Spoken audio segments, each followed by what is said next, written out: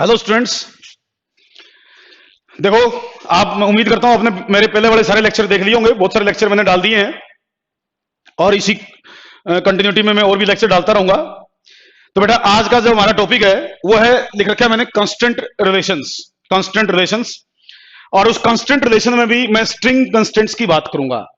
वैसे constant relation तीन type के होते हैं: स्ट्रिंग कांस्टेंट, पुली कांस्टेंट और वेज कांस्टेंट। लेकिन आज हम जो डिस्कस करेंगे वो इस लेक्चर में स्ट्रिंग कांस्टेंट डिस्कस करेंगे। तो इसका मीनिंग समझो पहले, फिर इसके ऊपर हम कुछ एग्जांपल्स लेंगे जिससे आपका कॉन्सेप्ट बिल्कुल क्लियर हो जाएगा और आप स्ट्रिंग कांस्टेंट का कोई क्वेश्चन किसी भी कंपटीशन लेवल पर आए, जेई में आए या नेट में आए, आप बड़े आसानी से विद इन सेकंड्स सोल्व कर देंगे। देखिए, मैं ट्रिक बताता हूं आपको। बेटा, मान लीजिए एक स्ट्रिंग है ये। तो स्ट्रिंग के बारे में दो चीजें ध्यान रखो। अगर किसी न्यूमेरिकल प्रॉब्लम में हमें कोई स्ट्रिंग दी हुई है तो उसके लिए उसमें दो चीजें होती हैं। एक तो स्ट्रिंग के अंदर हमेशा टेंशन होनी चाहिए। अगर स्ट्रिंग में टेंशन नहीं है, स्ट्रिंग सेलेक्ट कर जाए, ढीली हो जाए, तो स्ट्रिंग का कोई रोल नहीं होता। इसलिए अगर किसी न्यूमेरिकल में या किसी डायग्राम में स्ट्रिंग कनेक्टेड है तो इसका मतलब उसमें टेंशन होगी तभी उसका यूज है, वरना उसमें कोई यूज नहीं है। दूसरी बात, स्ट्रिंग के अंदर स्ट्रिंग जो है वो हमेशा इनएक्सटेंसिबल होती है। स्ट्रिंग की लेंथ जो है वो हमेशा फिक्स मान के चलते हैं, कांस्टेंट मान के चलते हैं। मतलब कहने का ये होया कि स्ट्रिंग के ऊपर कोई भी दो पॉइंट ले ली जाए, उन दोनों पॉइंट्स की velocity along the string, parallel to string बोला मैंने, अलोंग द स्ट्रिंग, वो हमेशा इक्वल होनी चाहिए। कोई भी पार्टिकल स्ट्रिंग पर ले लीजिए, कोई भी पॉइंट ले लीजिए, किसी भी पॉइंट की वेलोसिटी अलोंग द स्ट्रिंग हमेशा इक्वल होनी चाहिए। उनकी वेलोसिटी कम ज्यादा नहीं हो सकती, क्योंकि अगर रस्सी के अलोंग पार्टिकल्स की वेलोसिटी कम ज्यादा होगी तो उसे या तो रस्सी टूट जाएगी, खिंच जाएगी, रस्सी टूट जाएगी, या फिर रस्सी सेलेक्ट कर जाएगी। तो इसके हिसाब से हम इसी ये चीज मेन हमारी रहेगी स्ट्रिंग कांस्टेंट में। जैसे मान लीजिए एक पॉइंट है स्ट्रिंग पर ए, एक पॉइंट है बी, तो इन दोनों पॉइंट्स का गैप हमेशा कांस्टेंट रहेगा और रस्सी में टेंशन रहनी चाहिए। ये दो कंडीशन हम मान के चलाएंगे। तो उस केस में जैसे मान लो इस पॉइंट की वेलोसिटी v1 है एट पर्टिकुलर इंस्टेंट, ये एंगल θ1 है। इस पॉइंट की वेलोसिटी मान लीजिए v2 है एट पर्टिकुलर इंस्टेंट, ये एंगल θ2 है। तो कांस्टेंट रिलेशन क्या होगा वो मैं बताने जा रहा हूं अब आपको। तो ये वेलोसिटी का कंपोनेंट यहां v1 cos θ बनेगा, इस वेलोसिटी का यहां कंपोनेंट बेटे v2 cos θ2 बनेगा। तो ये जो a और b दो पॉइंट हैं, तो रस्सी में अगर टेंशन भी मेंटेन रखनी है तो उस केस में इन दोनों पॉइंट्स का गैप हमेशा कांस्टेंट रहेगा, और ये गैप कांस्टेंट रखने के लिए ये वेलोसिटीज हमेशा इक्वल होनी चाहिए। स्ट्रिंग के अलोंग इन दोनों पॉइंट्स की वेलोसिटी हमेशा इक्वल होनी चाहिए। तो इसका मतलब you can write v1 cos θ1 is equal to v2 cos θ2। ये कंडीशन हमेशा सेटिस्फाई होगी। अगर ये कंडीशन सेटिस्फाई नहीं होगी तो या तो रस्सी स्लैक कर जाएगी या रस्सी टूट जाएगी। अगर आप चाहते रस्सी स्लैक भी ना करे, रस्सी टूटे भी ना, तो ये कंडीशन हमेशा सेटिस्फाई होगी कि रस्सी पर जो भी पॉइंट हैं, रस्सी के साथ कोई बॉडी बंधी हुई है या रस्सी के ऊपर खुद के अपने पॉइंट्स हैं, उन सब की velocity parallel to the string या अलोंग द स्ट्रिंग हमेशा इक्वल होगी। तो ये कंडीशन आप स्ट्रिंग के लिए लगा सकते हैं। इसी को हम स्ट्रिंग कांस्टेंट बोल देते हैं। और मैंने ये वेलोसिटी के लिए लगाया है। सेम चीज पॉइंट्स के डिस्प्लेसमेंट के लिए भी एप्लीकेबल होगी। इन दोनों पॉइंट्स का डिस्प्लेसमेंट अलोंग द स्ट्रिंग अगर देखोगे तो वो भी इक्वल आना चाहिए। यही चीज इनके एक्सलेरेशंस के लिए भी अप्लाई होगी। इन दोनों पॉइंट्स का एक्सलेरेशन अगर कोई होगा दिया हो किसी क्वेश्चन में, तो अलोंग द स्ट्रिंग उन एक्सलेरेशंस की वैल्यूज भी बराबर होनी चाहिए, जैसे वेलोसिटीज की वैल्यू बराबर है। तो इसी बेस पर, इसी ट्रिक के बेस पर हम बहुत बड़े बड़े क्वेश्चंस को बहुत कम टाइम में और आसानी से सोल्व कर सकते हैं। जैसे मैं एग्जांपल्स लेता हूं, उससे आपको बिल्कुल ये चीज अप्लाई करनी आ जाएगी। देखिए, मैं एक एग्जांपल लेके समझाता हूं आपको। बेटा, मान लीजिए हमें ये एक प्रॉब्लम दी गई, ये एक प्रॉब्लम हमें दी गई भाई। इसमें दो बॉडीज हमें दिखाई गई और मेरे को यह बोला गया कि ये जो बॉडी है इसकी वेलोसिटी 15 मीटर पर सेकंड है at particular instant of time. ये ध्यान रखना, पर्टिकुलर इंस्टेंट पर बात हो रही है। और ये वेलोसिटी 15 मीटर पर सेकंड है, ये एंगल 37 डिग्री है। तो ये बॉडी इधर जा रही है एट पर्टिकुलर इंस्टेंट, ये कंडीशन दे रखी है। तो हमसे पूछ रहा है कि ये बताओ ये जो ब्लॉक है इसकी वेलोसिटी क्या होगी, इसकी वेलोसिटी क्या होगी, इसकी दे रखी है। तो मैं इसको इस ट्रिक के बेस पर, इस शॉर्टकट मेथड से बड़ी आसानी से सोल्व कर दूंगा। बेटा देखो, ये जो स्ट्रिंग है इस पर जितनी भी बॉडीज कनेक्टेड है इसके साथ, उन सबकी वेलोसिटी स्ट्रिंग के अलोंग हमेशा इक्वल होनी चाहिए। तो देखो ये बॉडी तो ऊपर आएगी तो इसकी टोटल वेलोसिटी स्ट्रिंग के अलोंग है, ये तो ऊपर की तरफ जाएगी, ये इधर जानी है तो इसने ऊपर आना है, तो इसकी वेलोसिटी तो सारी की सारी स्ट्रिंग के ऊपर ही आ गई। लेकिन इसकी वेलोसिटी का मुझे यहां कंपोनेंट लेना पड़ेगा, यहां कंपोनेंट लेना पड़ेगा। तो उसके लिए देखो ये एंगल 37 है, तो ये एंगल 37 है, इसकी वेलोसिटी इधर है तो इसका यहां कंपोनेंट क्या बना 15 cos 37। तो स्ट्रिंग कांस्टेंट क्या कहता है, ये पैरेलल टू द स्ट्रिंग ये कंपोनेंट और पैरेलल टू द स्ट्रिंग ये वैल्यू इक्वल होनी चाहिए। तो यहां से इस मेथड के बेस पर, इस ट्रिक के बेस पर आप लिख सकते हैं v is equal to 15 cos 37, 15 cos 37। cos 37 में उम्मीद करता हूं आपको पता होगा, cos 37 मेरे ख्याल से तो 4/5 होता है, तो 4/5 लिख लीजिए। तो यहां से ये आंसर आएगा 12 मीटर पर सेकेंड। तो इस v का आंसर 12 आ गया, इसका गिवन था, इसका आंसर निकाल दिया। तो देखो कितनी आसानी से आपने 1 मिनट भी नहीं लगाया, आधे मिनट में क्वेश्चन सोल्व कर दिया। मुझे तो समझाना था इसलिए मैंने सब चीजें बोल दी, आप तो क्या करोगे, तुरंत इसको रिजोल्व करोगे, इसके बराबर रखोगे, आंसर आ गया। अच्छा ये बुक्स में अगर ये क्वेश्चन देखोगे ना तो ये अलग अलग मेथड से सोल्व किया होता है। वो क्या करेगा, ये डिस्टेंस मानेगा, ये हाइट मानेगा, फिर डिफरेंशिएट करेगा, फिर इक्वेट करेगा, फिर आपका इस तरीके से आंसर लिखेगा। उससे बहुत बड़ा क्वेश्चन बन जाएगा, मैथमेटिकली बहुत बड़ा हो जाएगा। जरूरत ही नहीं है भाई, कांस्टेंट रिलेशन लगाओ, आपका आंसर आया। 1 मिनट का क्वेश्चन है। और एग्जाम्पल लेता हूं, देखो अप्लाई करना सीख जाओगे आप एग्जाम्पल्स के बेस पर। देखो देखते जाइए कितनी चुटकियों में आप क्वेश्चन सोल्व करेंगे भाई। और देखो कंपटीशन में तो स्पीड मायने रखती है, कॉन्सेप्चुअली सही होने चाहिए और स्पीड भी आपकी उसमें अप टू दी मार्क होनी चाहिए भाई। एक एग्जांपल और देता हूं, देखो एक बॉडी रखी मैंने, यहां एक पुली रखी मैंने, लगाई मैंने, और इस पॉइंट को मैंने कुछ पर्टिकुलर वेलोसिटी से खींचा आगे की तरफ। मान लीजिए इसकी वेलोसिटी है 10 मीटर पर सेकेंड, मान लो इसकी वेलोसिटी 10 मीटर पर सेकेंड है। मैं उस ये ए पॉइंट बोल देता हूं, इस ए पॉइंट को मैं मान लीजिए 10 मीटर पर सेकेंड से खींच रहा हूं। At particular instant late this angle is 30 degree, मान लो 30 डिग्री है। क्वेश्चन ये पूछा गया आपसे कि अगर आप इसको ए पॉइंट को 10 मीटर पर सेकेंड से चलाओगे तो बताइए ये ब्लॉक कितनी स्पीड से चलेगा, इस ब्लॉक की स्पीड क्या होगी।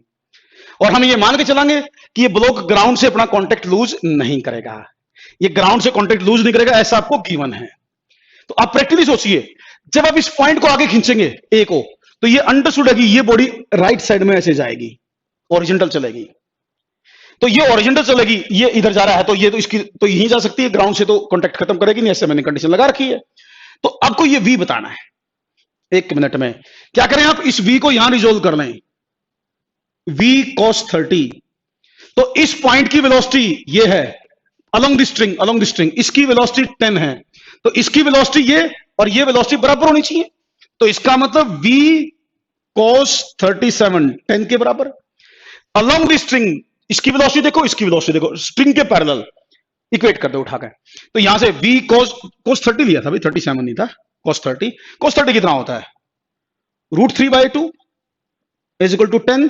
तो v कितना आया 20/√3 मीटर पर सेकेंड, ये v का आंसर आ गया 20/√3।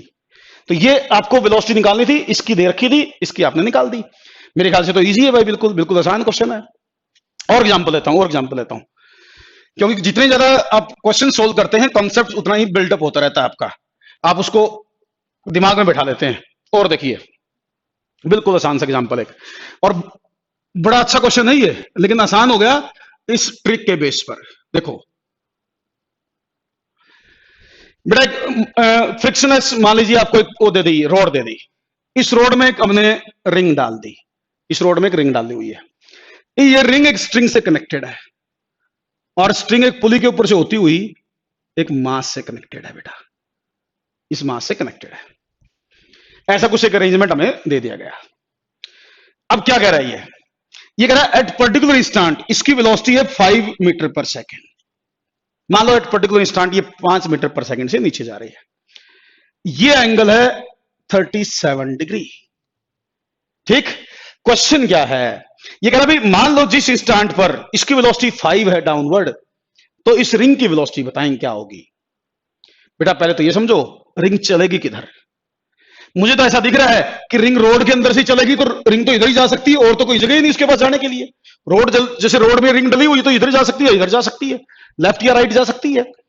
तो इसकी वेलोसिटी यहां राइट में होगी अगर ये नीचे आएगी तो बेटा इसको रिजोल्व कर ले। यहां ये v cos 37 और ये वेलोसिटी बराबर होनी चाहिए, स्ट्रिंग के पैरेलल हैं दोनों। तो v cos 37 is equal to 5। cos 37 कितना होता है, cos 37 मेरे ख्याल से तो 4/5 होता है, इज इक्वल टू 5। तो v कितना आया बेटा 25/4 मीटर पर सेकेंड। ये देखो कितना छोटा सा क्वेश्चन बन गया आपका। अगर बुक्स में सोल्व करेंगे ना तो बड़ा, मैं बता रहा हूं ना, बार बार ये कोई डिस्टेंस लेगा, ये डिस्टेंस लेगा, डिफरेंशिएट करेगा, फिर उसको इक्वेट करेगा तो आंसर निकालेगा। कहां से कर रहे हो आप इतना बड़ा, जरूरत क्या है। देखो तो इस ट्रिक से, इस कॉन्सेप्ट से कितनी आसानी से क्वेश्चन निकलता है। आधा मिनट का क्वेश्चन है बेटा।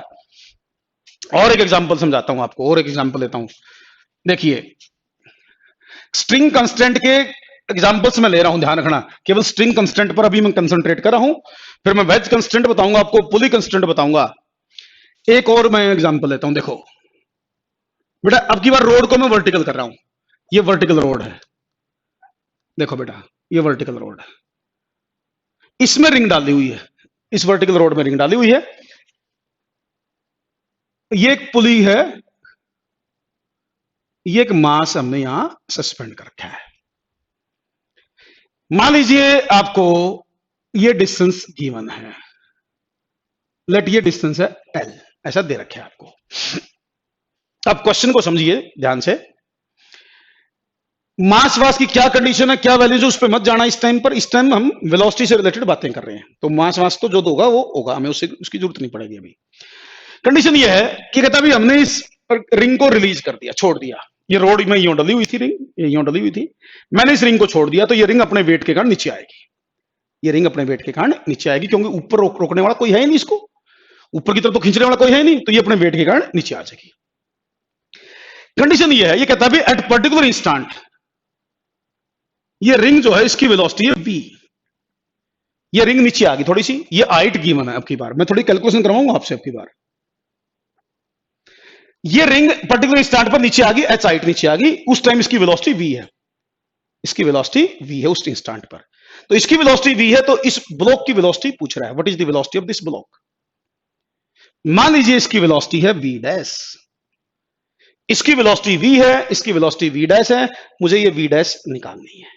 एक किस्म से v गिवन है, v डैश पूछा गया है, बिल्कुल आसान। तो मैं एक बार इस रस्सी को यूं बना लूं बेटा, यहां हो जाएगी रस्सी इस तरीके से, ये ब्लॉक थोड़ा सा ऊपर आ चुका होगा, तो इन ब्लॉक को मैं ऊपर दिखाता हूं।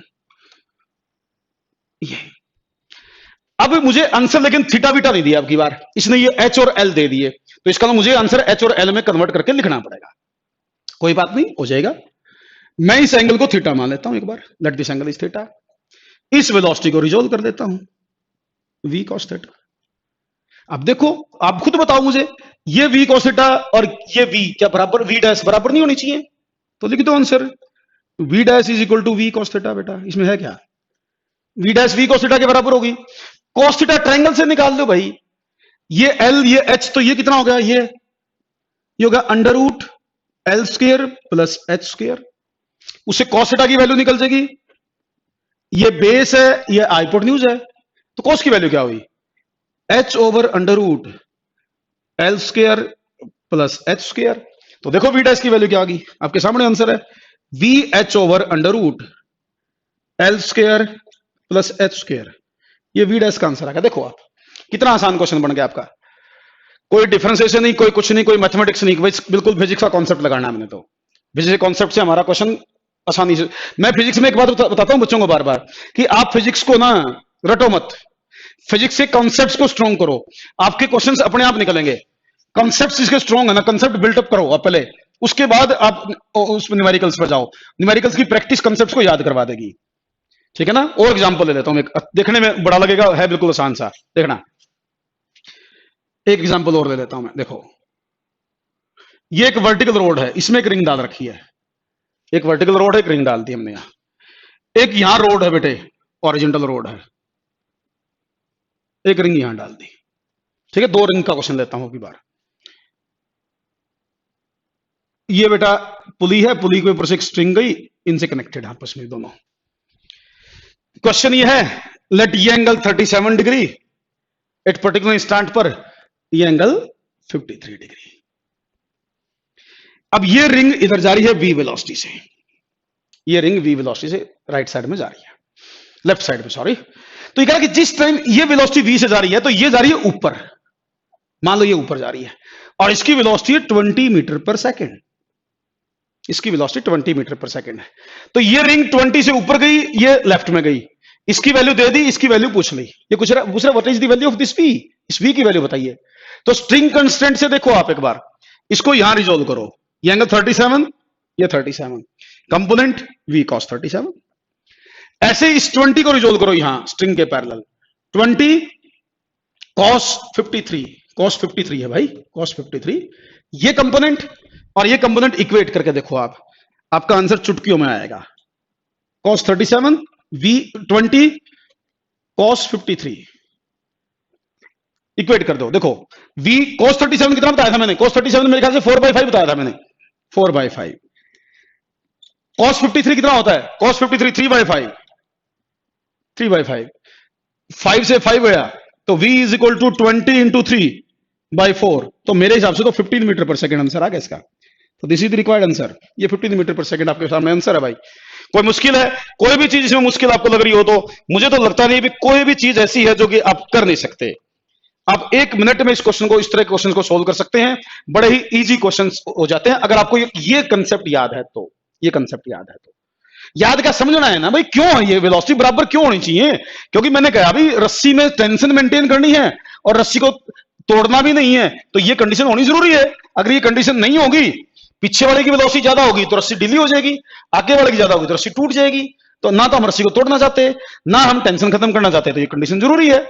इसी से मिलता जुलता एक रोड का क्वेश्चन आता है, रोड का भी क्वेश्चन बच्चों ने देखा होगा, मैं उसको सोल्व करता हूं इसी मेथड से, 1 मिनट में सोल्व करता हूं। देखो आपने कई बार देखा होगा, एक क्वेश्चन दिया होता है कि एक रोड यूं इंक्लाइंड है भाई, एक रोड है यूं इंक्लाइंड, रोड का ये सिरा मान लो A, ये सिरा B, ठीक। आपको ये एंगल दे दिया थीटा एट पर्टिकुलर इंस्टेंट, ये भी दे सकता है, ये भी दे सकता, मैंने वो ले लिया, कोई भी एक एंगल दिया होगा आपको। ये कहता है भाई ये रोड जो है ना स्लाइड कर रही है इधर, इसका सिर्फ वेलोसिटी है b की, ये रोड जैसे दीवार के साथ खड़ी हो यूं स्लाइड कर रही है भाई दीवार के साथ, तो आपको दे दी b पॉइंट की वेलोसिटी v। ये कहता है कि एट पर्टिकुलर इंस्टेंट, ये कंडीशन है, तो बताइए a की वेलोसिटी क्या होगी।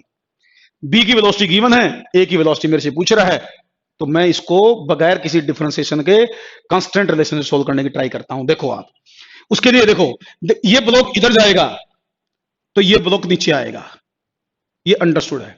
मान लो इसकी वेलोसिटी नीचे आएगी, नीचे की तरफ है va, ये राइट में जा रहा है तो ये नीचे की तरफ आएगा। जैसे ना दीवार से देखो, आप दीवार से खड़ा करके देखूंगा मैं, देखो यूं, ये यूं स्लाइड करेगा तो a नीचे की तरफ आ रहा है, देखो आप यूं नीचे की तरफ आ रहा है, ये सिरा देखो ऊपर वाला सिरा, ये ऊपर वाला सिरा देखो आप यूं नीचे आ रहा है, जैसे ये स्लाइड करके जा रहा है राइट में, ये जरा यूं यूं, तो ये नीचे आने लग रहा है, तो इसकी वेलोसिटी इधर है तो इसकी वेलोसिटी नीचे है।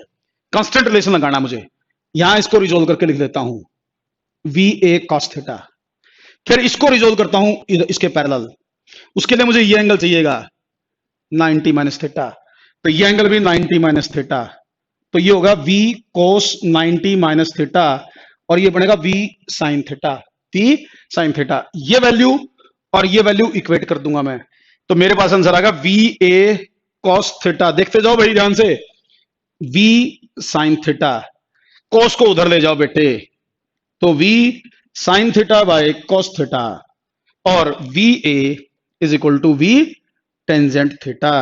ये हमारा रिक्वायर्ड रिलेशन आ गया।